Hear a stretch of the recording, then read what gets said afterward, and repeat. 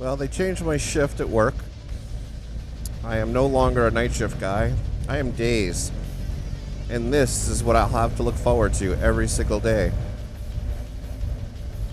So, don't be surprised if you see 101 different ways to video somebody lane splitting, because I don't know, you know. This is about the time I'll be coming home every night. Ooh, he's got on his brakes. I love how the expensive cars get way the hell out of my way. Yeah, see, I never had to deal with traffic like this in Kingman, or the price of gas, or I was gonna say battery level is low. I guess that's where I'm gonna end. The battery level is low, but there'll be more of this. Here's a great idea.